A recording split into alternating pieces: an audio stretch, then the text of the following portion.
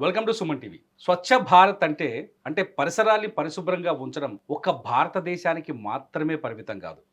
ఈ ప్రపంచం మొత్తం అదే పరిస్థితి. ముఖ్యంగా ప్లాస్టిక్ పైన యుద్ధం చేయాల్సిన అవసరం వచ్చింది. బహ్రెయిన్‌లో మన భారతీయులు, మన తెలుగు వాళ్ళు ఈ యుద్ధాన్ని మొదలుపెట్టారు. భారతదేశంలో స్వచ్ఛ భారత్‌ని స్ఫూర్తిగా తీసుకొని స్వచ్ఛ బహ్రెయిన్ అనే ఒక నినాదంతో పనిచేస్తున్నారు. తెలుగు ఎకో వారియర్స్ అనే ఒక సంస్థను స్థాపించి ఈ స్వచ్ఛ బహ్రెయిన్ కార్యక్రమాన్ని ముందుకు తీసుకెళ్తున్నారు. కొత్తపల్లి రామ్మోహన్ గారు ప్రస్తుతం మనతో స్టూడియోలో ఉన్నారు. తెలుగు ఎకో వారియర్స్ని స్థాపించిన కొత్తపల్లి రామ్మోహన్ గారు, నమస్కారం సార్. నమస్తే అండి.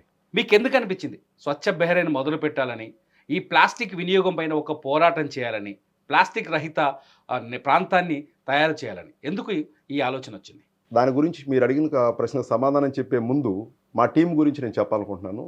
ఈ Swachh Bahrain Telugu eco warriors inspired by Swachh Bharat Abhiyan మాకు కోటగిరి నవీన్ కుమార్ అనే ఒక వ్యక్తితో కలిసి, అంటే నేను నా మైండ్లో ఆలోచన వచ్చిన తర్వాత మా మిత్రులు కోటగిరి నవీన్ కుమార్, అదేవిధంగా మహేష్ మీరా, పరమేశ్వర్, పెప్సీ కంపెనీ అంటే పెప్సీ క్యాంపులో పనిచేసే అశోక్, గంగాధర్, తిరుపతి, అట్లానే ఒక స్టార్ గ్రూప్లో పనిచేసే రంజిత్, అరవింద్, వీళ్ళందరినీ నేను టీం మొబిలైజ్ చేసి దాదాపుగా వన్ ఇయర్ ముందు, అంటే ఆల్మోస్ట్ లాస్ట్ ఫిబ్రవరిలో ఈ కార్యక్రమం స్టార్ట్ చేయడం జరిగింది. ఈ కార్యక్రమం ముఖ్య ఉద్దేశం ఏంటంటే, నేను గల్ఫ్లో లాస్ట్ 20 years నుంచి గల్ఫ్లో ఉన్నాను. అంటే హాఫ్ ఆఫ్ ద లైఫ్ నేను గల్ఫ్లోనే స్పెండ్ చేశాను. సో మా కర్మభూమి, అంటే ఇది జన్మభూమి, మాకు చదువు చెప్పింది, అన్నీ ఇచ్చింది. కర్మభూమి పోయి అక్కడ మాకు చదువు, హోదా, డబ్బు, ఒక పరపతి, సమాజంలో గుర్తింపు ఇన్ని ఇచ్చింది. కానీ ఒక్కోసారి బీచ్కి వీకెండ్లో ఫ్యామిలీతో బీచ్కి పోయినప్పుడు అక్కడ బీచ్లో అంటే బేసికల్గా అక్కడ ఏమంటే నార్మల్గా, ఎందుకంటే మేము ఉండేది ఒక ఐలాండ్. సో మనకి ఎంటర్టైన్మెంట్ ఏమంటే ఈ వీకెండ్లో కానివ్వండి, ఈవినింగ్ కానీ బీచ్కి వెళ్తుంటారు ఫ్యామిలీస్, అక్కడే రిలాక్స్ అవడం కోసం. వీళ్ళు తిన్న వ్యర్థాలు అంటే లైక్ ప్లాస్టిక్ కానివ్వండి, బాటిల్స్ కానివ్వండి, కూల్ డ్రింక్స్ కానివ్వండి తాగినప్పుడు చాలామంది ఆ బాటిల్ అని అక్కడే సీ దగ్గర పడేస్తారు. నేను కూడా ఒక సాయంత్రం అక్కడ బీచ్కి పోయి ఒక ఇన్సిడెంట్ బీచ్కి పోయి చూసినప్పుడు ఆ ప్లాస్టిక్ ఎక్కడ చూసినా ప్లాస్టిక్ కనిపిస్తూ ఉంది. సో గవర్నమెంట్, ఈ మున్సిపాలిటీలు ఎంతవరకు తీయగలుగుతాయి, వాళ్ళకి ఒక లిమిటేషన్స్ ఉంటే దాని వరకు చేస్తారు. సో ఆ ప్లాస్టిక్ నేను ఆ బీచ్ దగ్గర చూసినప్పుడు ఆ అల్లకి ఆ ప్లాస్టిక్ కొట్టుకుని సముద్రంలో పోవడం, ఆ ప్లాస్టిక్ ఆ చేపలు తినడం, తిరిగి అదే చేపలు మనం తినడం, అంటే మనం పడేసిన ప్లాస్టిక్ మనకు తెలియకుండా మనమే కన్జ్యూమ్ చేస్తున్నాం.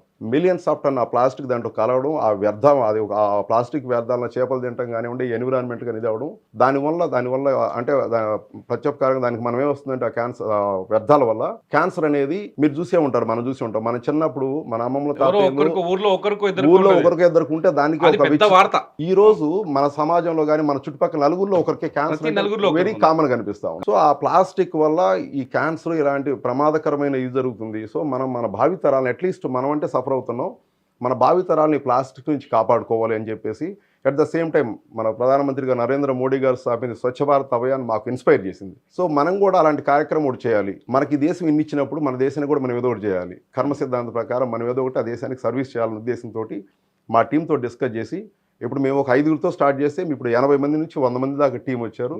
అంటే ఈ స్టార్టింగ్లో మాకు కొంచెం నెగిటివ్ ఇంపాక్ట్ అంటే వచ్చినా కానీ ఈరోజు తెలుగు కమ్యూనిటీ కాకుండా ఇండియన్ కమ్యూనిటీ మొత్తం కూడా మన కార్యక్రమాలు అప్రిషియేట్ చేయడం కానీ, ప్రతి వారం వాళ్ళు పార్టిసిపేట్ చేయడం, అదేవిధంగా నాట్ ఓన్లీ ఇండియన్స్, అమెరికన్స్ కానివ్వండి, ఫిలిపినోస్ కానివ్వండి, లోకల్ దేశాల వాళ్ళు కూడా చూస్తుంటారు. ప్రపంచవ్యాప్తంగా మోడీ గారు తెలియని వాళ్ళు ఎవరు, ఇది మోడీ గారి సిద్ధాంతం అని మేము చెప్పినప్పుడు వాళ్ళు కూడా ఇన్స్పైర్ అయ్యి ఈ కార్యక్రమంలో పాలు పంచుకోవడం, ఆ కార్యక్రమం మా చేతుల మీద స్టార్ట్ చేయడం నిజంగా మాకు చాలా ఆనందం ఇచ్చింది.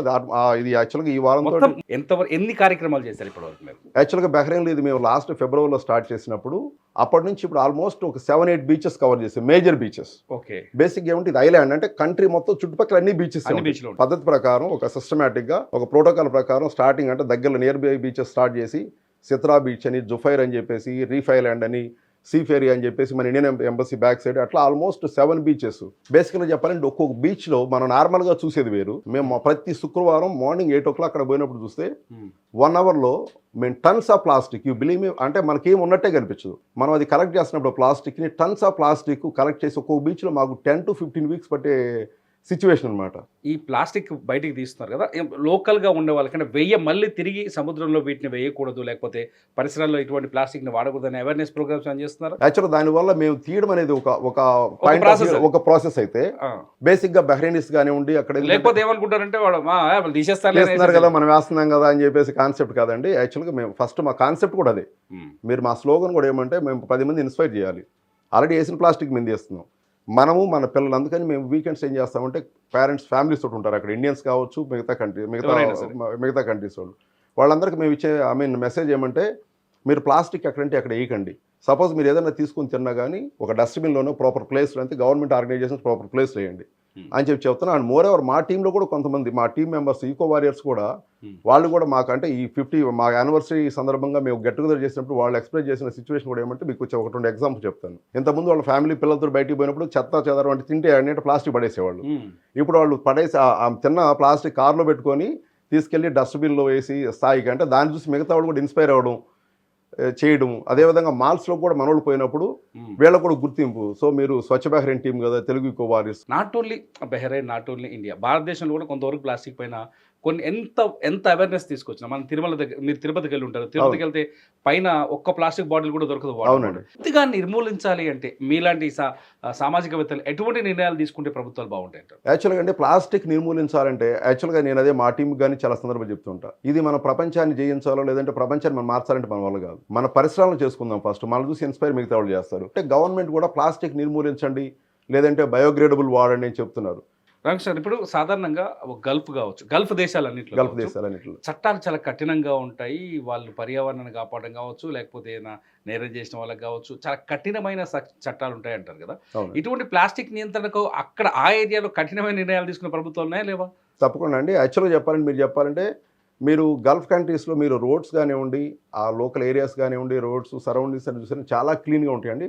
అంటే రోడ్సే కాదు, వాట్ యు కాల్ అక్కడ ఇన్ఫ్రాస్ట్రక్చర్ కూడా చాలా నీట్గా అంటే వెల్ ప్లాన్డ్గా ఉంటుంది. డ్రైనేజ్ కానీ ఓన్లీ థింగ్ ఏమంటే ఈ బీచెస్ ఉంటాయి చూసారా, ఆ బీచెస్లోని అందుకనే మా ఫోకస్ కూడా మేము రోడ్డు క్లీన్ చేయం. బీచెస్ మీద పెట్టారు ఆ రోడ్లు లేదంటే ఆ ఏరియాస్ లివింగ్ ఏరియాస్ క్లీన్ చేయడానికి మున్సిపాలిటీ దానికి ఒక సెటప్ ఒక దాని అంతా గవర్నమెంట్ ఉంటుంది. బీచెస్ దగ్గర ఏమంటే డెడికేటెడ్గా మన ఇండియన్ అంటే కమ్యూనిటీ బయట ఎవరైతే ఉన్నారో ఎక్స్పర్ట్స్ ఉన్నారో, బయట నుంచి వెళ్ళే వాళ్ళు అయితే ఉన్నారో నాన్ బహ్రెయిన్స్ కాకుండా బయట నుంచి వెళ్ళిన వాళ్ళు ఉంటారు. వాళ్ళు సరదాగా ఏమంటే వీకెండ్లో బీచ్లకి వెళ్తారు, ఎంటర్టైన్మెంట్కి పోతారు కాబట్టి వాళ్ళే ఎక్కువ వేస్తుంటారు. బేసిక్గా మన ఇండియన్స్ మన తెలుగు వాళ్ళు మన వాళ్ళ గురించి మీకు తెలుసు. సో ఎక్కడ తిన్నారంటే అడేసి వస్తారు. సో వాళ్ళలో అవేర్నెస్ మొదలైంది అది. సో మన వాళ్ళది మనమే చేయాలి, వాళ్ళ అవేర్నెస్ తీసుకురావాలని స్టార్ట్ చేసిన ఈ కార్యక్రమం. కాబట్టి సక్సెస్ఫుల్గా జరుగుతుంది, నిజంగా ఆనందంగా ఉంది. వాస్తవంగా చెప్పాలంటే మేము కూడా ఒక్కోసారి వెళ్ళినప్పుడు సరదాగా ఈవినింగ్ పోయినప్పుడు చూస్తుంటాం గతంలో బీచెస్ ఎట్లా ఉన్నాయి, మన కార్యక్రమం స్టార్ట్ చేసిన తర్వాత ఎట్లా ఉంది. మేము ఒక నార్మల్గా అంటే ఆ ఫ్రైడే ఉన్నప్పుడు ఒక ఈకో వారియర్గా పోయి మేము service remaining normal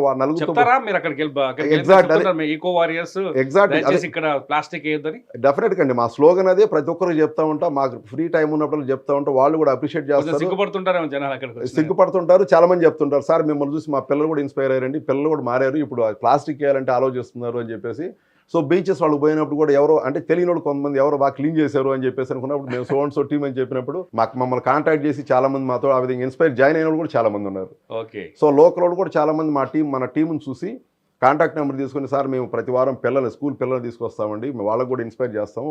so next generation వాళ్ళకి ఏం కావాలి ఏంటనేది వాళ్ళకి తెలుస్తుంది అని చెప్పేసి రీసెంట్ ఒక 3-4 వీక్స్ అయితే అమెరికన్ స్కూల్స్, బ్రిటిష్ స్కూల్స్ వాళ్ళు, అక్కడ బహ్రెయిన్ స్కూల్ వాళ్ళు కూడా తీసుకొచ్చి మన కార్యక్రమంలో పార్టిసిపేట్ చేసిన సందర్భాలు ఉన్నాయి. మన ఇండియాలో మాత్రమే చాలా ఫ్రీడమ్ ఉంటుంది సార్, అంటే బహ్రెయిన్ కానీ గల్ఫ్ కంట్రీస్లో అంటే చాలా కఠినం ఉంటారు కదా. ఇక్కడ మెడ తిప్పి చూడొద్దు, కెమెరా ఓపెన్ చేయొద్దు, లేకపోతే ఆ మహిళలు కనపడతాలని ఎక్కువ తదేకంగా చూడొద్దు, ఇటువంటి చట్టాలు ఉన్నాయి అంటారు.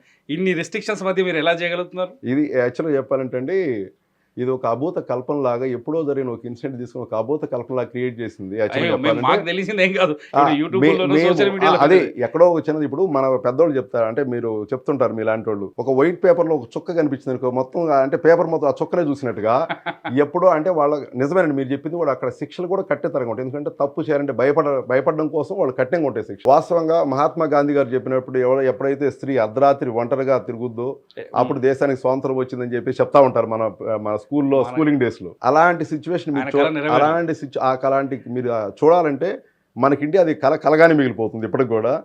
నిజంగా చెప్పాలంటే అలాంటి సిచ్యువేషన్ జరుగుతున్న కంట్రీస్ అంటే గల్ఫ్ కంట్రీస్. మీరు రీసెంట్గా మన ఇర్ఫాన్ అని చెప్పేసి ఒక మిత్రుడు ఉన్నారు, ఒక రిపోర్టర్, తను ఒక వ్యాసం రాశారు, నేను బాగా ఇంట్రెస్ట్ దిగాను. ప్రజాస్వామ్యమా రాజరికమా అని చెప్పేసి ఒక పెద్ద ఆర్టికల్ రాశారు. దాంట్లో చూసుకుంటే ప్రజాస్వామ్యం కంటే రాజకీయమే బెటర్ అనిపించాడు, మనమే ఒప్పుకున్నట్టు రాశారు ఆ ఆర్టికల్. మా కంట్రీస్లో ఎస్పెషల్లీ బహ్రెయిన్లో వచ్చేసి మీరు అర్ధరాత్రి ఏ టైంలో 24/7 ఎప్పుడైనా ఎక్కడికైనా వెళ్ళొచ్చు. Friendly people, friendly police, friendly atmosphere. మీ పుట్టిన ఊరికి లేకపోతే మీరు పుట్టిన దేశానికి, మీరు పుట్టిన ప్రాంతానికి ఏం చేస్తున్నారు చెప్పండి? నేను చదువుకున్న స్కూల్ మాది చాలా రిమోట్ ఏరియా అండి, ఒక మారుమూల గ్రామం. ఒక తండాలంటే ఒక మారుమూల గ్రామం. బస్సు ఎలాంటి నేను చిన్నప్పుడు చదివినప్పుడు ఎలాంటి సౌకర్యాన్ని ఒక మారుమూల గ్రామం ఎక్కడ నుంచి సార్ వచ్చాను. మీరు? మాది ప్రకాశం జిల్లా జగ్గరాజుపాలెం అండి. ఓకే. మీకు ఇంకొక చిన్న ఎగ్జాంపుల్ చెప్పాలంటే మా ఊళ్ళో ఫస్ట్ ఫ్లైట్ ఎక్కిన వ్యక్తి నేను. అంటే మీరు జస్ట్ ఇమాజిన్ చేసుకోండి, మా ఊరు ఎంత రిమోట్ ఏరియా అని చెప్పడం కోసం మాట చెప్పాను. అదే అదే. మా ఊళ్ళో ఫస్ట్ ఫ్లైట్ ఎక్కిన వ్యక్తి నేను 20 years బ్యాక్. ఓకే. అంటే ఒక రిమోట్ ఏరియా, ఒక 100 ఇళ్ళు ఉండే ఒక కుగ్రామం. అలాంటి గ్రామం నుంచి వచ్చాను. నేనేదో చదువుకొని కష్టపడి ఒక అంబిషన్గా ఒక బిజినెస్ చేసుకోవాలి, ఒక హయ్యర్ పొజిషన్ పోవాలని చదువుకొని గల్ఫ్ కంట్రీస్ పోయాను. గల్ఫ్ కంట్రీస్లో బిజినెస్ చేసుకున్నా. మా ఊరి స్కూల్కి కానివ్వండి, బడికి కానివ్వండి, మా ఊరు అంటే ఐ మీన్ డెవలప్మెంట్కి నేను ప్రతి ఒక్క విషయంలో నేను ఇన్వాల్వ్ అవుతుంటాను. మోరెవరు నేను ఎప్పుడు వెకేషన్కి వచ్చినా మా ఊరు ప్రతి ఇంటికి పోయి పలకరించి వాళ్ళ అవసరాలని వాళ్ళ అన్ని గురించి అందరం కలిపి ఒక మీటింగ్ పెట్టి ప్రతిసారి వచ్చినప్పుడు అలా రీసెంట్గా చెప్పాలంటే 1 or 2 times తప్పించి ఇంతకుముందు ఊళ్ళో గ్రామస్తులందరినీ పిలిచి మీటింగ్ పెట్టి ఆ ఊరికి ఏమైనా అవసరం ఉందని మాట్లాడి నా వంతు సాయంగా నేను ఎంత చెప్పినా నా వంతు సాయం డెఫినెట్గా ప్రతిసారి చేస్తూ ఉంటాను. ఊరిని ఆ మట్టిని ఆ మట్టిని మర్చిపోకూడదని చెప్పేసి మా తల్లిగారి పేరు మీద మేము ప్రతి ఇయర్ ఏదో ఒకటి చేస్తూ ఉంటాం. అంటే మెడికల్ క్యాంప్స్ కానివ్వండి. యూనిటీ ఒకటి స్టార్ట్ చేశారు, ఇంత పెద్ద వర్క్ చేస్తున్నారు కదా. మీకు ఇండియా నుంచి కానీ భారత ప్రభుత్వం నుంచి కానీ లేకపోతే ఇటువంటి ఏదైనా అప్రిషియేషన్ వచ్చిందా ఇప్పటివరకు? మంచి క్వశ్చన్ అడిగారండి. యాక్చువల్గా చెప్పాలంటే మేము ఫస్ట్ ఆఫ్ ఆల్ మేము ఈ పబ్లిసిటీ కోసం అప్రిషియేషన్ కోసం మేము స్టార్ట్ చేయలేదు. ఒక మంచి పని బేసిక్గా ఏమండి, మేము కూడా దీని మీద అంత ఫోకస్డ్గా అంటే మన సర్వీస్ మనం చేసుకుని పోయినప్పుడు మనం బయట మార్కెట్లో మార్కెటింగ్ చేసుకోవడమో లేదంటే ఇంకోటో చేయడం కంటే కూడా మన సర్వీసే మనం మాట్లాడాలి. మన సర్వీసే మనకి సమాజానికి తెలియజేయాలి. అచ్చా, ఈకో వారియర్స్ అని ఒక టీం ఉంది, ఇలా చేస్తారనే ఉద్దేశంతో మేము స్టార్ట్ చేసాము. లక్కీలీ అంటే మీరు అంటారు కదా, మనం చేస్తే అంటే కర్మ సిద్ధాంతం కొద్దీ మాకు సంపంగి డాక్టర్ రమేష్ గారు, సంపంగి గ్రూప్ చైర్మన్ గారు లాస్ట్ మా 50th యానివర్సరీకి 56 weeks యానివర్సరీకి అనుకోకుండా ఆయన అతిథిగా మాకు దగ్గర రావడం. సో తను మేము చేసే కార్యక్రమాలకు ఇన్స్పైర్ అయ్యి మీరు భూమి కోసం చేస్తున్నారు, మా కాన్సెప్ట్ బేసికల్గా ఆయన గ్రూప్ ఆఫ్ వాళ్ళది one of the part real estate, అది వేరే డిఫరెంట్ కాన్సెప్ట్. తను ఇన్స్పైర్ అయ్యి అంటే మీరు భూమి కోసం చేస్తున్నారు, సో డెఫినెట్గా మీకోసం మీరు ఏదైనా మీ గ్యారంటీ హెల్ప్ చేస్తానని చెప్పి తను ముందుకు వచ్చి మీకు ఏ కావాలో చేస్తామని ముందుకు వచ్చారు. ఈ సందర్భంగా సంపంగి గ్రూప్ చైర్మన్ డాక్టర్ రమేష్ గారికి స్వచ్ఛ బహ్రెయిన్ టీం తరపున ప్రథమ వార్షికోత్సవం కంప్లీట్ చేసుకున్న స్వచ్ఛ బహ్రెయిన్ టీం తరపున, సుమన్ టీవీ తరపున, సుమన్ టీవీ ప్రేక్షకులు, మా తెలుగు ఈకో వాయిస్ తరపున సంపంగి రమేష్ గారికి ప్రత్యేక కృతజ్ఞతలండి. సాధారణంగా ఇటువంటి ప్రోగ్రామ్స్ ఇంత పెద్ద కార్యక్రమం చేసినప్పుడు సార్ మీకు ఈ ఫండింగ్ కానీ చాలా ఎక్కువ ఖర్చు కనిపిస్తుంది. ఈ ఫండింగ్ ఎక్కడి నుంచి వస్తుంది, ఎవరు పెట్టుకుంటారు, ఎట్లా ఫండింగ్ని అది చేస్తున్నారు? యాక్చువల్గా ఫండింగ్ అంటే స్టార్టింగ్ మేము మా కాన్సెప్ట్ ఏమిటండి, ఇది నాన్ కమర్షియల్ నాన్ ప్రాఫిటబుల్ లాగా చేద్దాం అనుకున్నామండి. చిన్న ఎగ్జాంపుల్ చెప్పుకుంటా వస్తే మా వారియర్స్లో మా ఈకో వారియర్స్ దాని క్యాప్టెన్ అంటే కరెక్ట్ సూటబుల్ అయ్యే వ్యక్తులు కొంతమంది ఉన్నారండి. మేము దానికి ముందు నడిపించినా కానీ దాంట్లో కొంతమంది టీం ఉన్నారు. వాళ్ళ గురించి 2 మాటలు చెప్తాను. ఒక వాచ్మ్యాన్ లాగా లైక్ అంటే మన భాషలో చెప్పుకోవాలంటే ఒక బిల్డింగ్కి వాచ్మ్యాన్లో ఉండే వ్యక్తులు, ఒక చోట కార్లు వాష్ చేసుకొని డైలీ సంపాదించుకునే వాళ్ళు, ఒక వ్యక్తి నైట్ అంతా డ్యూటీ చేసి ఉదయం 8 గంటలకు నైట్ అంతా 24 hours నైట్ డ్యూటీ చేసుకొని ఎర్లీ మార్నింగ్ వచ్చి తను నిద్రపోవచ్చు. ఇక్కడ ఇదేం డ్యూటీ కాదు, ఇదేం ప్రాఫిటబుల్ కాదు, అతనికి ఏం డబ్బులు రావు, కూలి రాదు. అలాంటి వాళ్ళు కూడా 8 o'clock వచ్చి డైరెక్ట్గా మా వారియర్స్ అక్కడికి ఆ టీంలోకి వచ్చి ఆ సైట్లోకి వచ్చి పనిచేస్తారు. అండ్ మోరెవర్ మీరు అడిగినట్టు ఫండింగ్ గురించి అడిగారు. బేసిక్ చెప్పాలంటే మా టీం మొత్తం మీద మేము ఒకటే నినాదమండి, కమర్షియల్ ఎలిమెంట్స్ మేము ఎప్పుడు ఎంతవరకు ఎవరు ₹1 అడగం. మా టీంలో ఎవరైతే వర్క్ చేస్తున్నారో మేము ఇంటర్నల్గా ఒకరికొకరు సపోర్ట్ చేసుకోవడం. అండ్ మోరెవర్ అది కూడా చెప్తుంటాం, ఎక్కడ కూడా కమర్షియల్ ఎలిమెంట్స్ ఇన్వాల్వ్ చేయొద్దు, ఫైనాన్షియల్ మ్యాటర్స్ ఉండవు. ఓన్లీ వర్కహాలిక్గా పనిచేయాలి, డెడికేటెడ్గా సర్వీస్ బేస్డ్ ఉంటేనే రండి అని చెప్తాము. సేవ మాత్రమే చేయమంటాం. అండ్ మోరెవర్ మా కమిటీలో ఉన్నోళ్ళని కొంతమంది మేము ఫండ్స్ చేసుకొని అంటే లైక్ ఏమవుతుందంటే ఎవరిదైనా బర్త్డే అకేషన్ వచ్చింది అనుకోండి, వాళ్ళని కొంచెం ఇది చేయడం కోసం ఆ వారం కేక్ కట్ చేయడం, వాళ్ళ పేరు మీద ఫుడ్ డిస్ట్రిబ్యూట్ చేయడం, బ్రేక్ఫాస్ట్లు అవి. అదేవిధంగా పెప్సీ కంపెనీ ఒక క్యాంప్ ఉంది తిరుమల అని చెప్పేసి, తిరుపతి అని ఒక అతను మన తెలంగాణ అతనే అద్భుతంగా వంటలు చేస్తాడు. ఆ టీంలో అశోక్, గంగాధర్ వీళ్ళు ఆ గ్రాసరీ ఐటమ్ తీసుకొచ్చి అతని దగ్గర, ఎందుకంటే 8 నుంచి 9 పని చేసినప్పుడు పోయి మళ్ళీ టిఫిన్ చేయడం అది ఎంత ఇబ్బందిగా ఉంటుందని చెప్పేసి, సో వాళ్ళది ఇంకో సర్వీస్. సో మాకు ఎలా ఉంటుందంటే ఒక క్యాంపుకి పోతే ఎట్లా ఉంటుందో, for example 8 to 9 beach clean చేస్తాం, 9 o'clock ఏదైనా బర్త్డే ఉంటే కేక్ కట్ చేసుకోవడం, వాళ్ళు టిఫిన్ తీసుకొని వస్తారు. మా తిరుపతి చేస్తాడు అశోక్, గంగాధర్ వాళ్ళు తీసుకొచ్చి టిఫిన్ అంతా ఇది చేసుకోవడం, అందరూ ఒక ఫ్యామిలీ అట్మాస్ఫియర్ అన్నమాట. ఇట్స్ లైక్ ఒక ఫ్యామిలీ. అయితే రీసెంట్గా మాకు కొంతమంది లోకల్ నుంచి కానివ్వండి, తెలుగు కమ్యూనిటీ, అదేవిధంగా Bahrain communication, telephone communication Jain అనే ఒక సంస్థ మాకు వాళ్ళ సహకారం అందించడానికి ముందుకు వచ్చారు. సో 60వ వారం నుంచి వాళ్ళు మా టీంతో జాయిన్ అయ్యి ఈ సర్వీస్ చేయడము, మోరెవర్ వాళ్ళ నుంచి వాళ్ళు మాకు సపోర్టింగ్ అనమాట. లైక్ సిమ్ కార్డ్స్ కానివ్వండి, ప్యాకేజెస్ సర్వీస్ కానివ్వండి, ర్యాపిడ్ డ్రాల్ లాంటివి చేసి మా ఈకో వారియర్స్ని ఎంకరేజ్ చేయడం కోసం వాళ్ళ సైడ్ నుంచి సోషల్ రెస్పాన్సిబుల్ వాళ్ళు జాయిన్ అవుతున్నారు. At the same time India నుంచి మన సంపంగి గ్రూప్ చైర్మన్ సంపంగి రమేష్ గారు మీకు ఒక యూనిఫామిక్గా బాగుంటుంది, మీకు టీ షర్ట్లు ఇస్తామని చెప్పేసి ఆయన ముందుకు వచ్చి మా టీం మొత్తానికి ఒక టీ షర్ట్లు స్పాన్సర్ చేస్తున్నారు. అదేవిధంగా తెలుగు ఈకో వారియర్స్ టీంలో ఒక క్రికెట్ టీం కూడా ఉంది. ఓ ఈ టీంలో అంటే ఒక ఎంటర్టైన్మెంట్ కూడా ఉండాలి. సో మనకు ఒక స్పోర్టివ్నెస్ ఉండాలని చెప్పి ఉద్దేశంతో ఒక Telugu eco warriors cricket team ఉంది. సో ఆ క్రికెట్ టీం కూడా తనే స్పాన్సర్ చేస్తా అన్నారు. సో అదొక టీము. సో అన్ని ఈ విధంగా అంటే 1 by 1 స్టెప్ బై స్టెప్ ఒక్కొక్కరి సహకారం అందుతుంది మెల్లగా. అందుతుంది. సో దాన్ని మేము కమర్షియల్ యాంగిల్లో తీసుకోకుండా ఒక సపోర్టివ్గా తీసుకుంటున్నాము. అట్లా జరుగుతూ ఉంది. 5గురితో స్టార్ట్ అయింది, ఈరోజు 80 మెంబర్స్ అయ్యారు. అది ఇంకా సంఖ్య పెరుగుతుంది. మేము ఫ్యామిలీస్ని పిల్లల్ని కూడా వాళ్ళకి అదే మోటివేట్ చేస్తున్నాం. ప్లాస్టిక్ నిర్మూలించండి, మ్యాక్సిమం అవాయిడ్ చేయడానికి ట్రై చేయండి.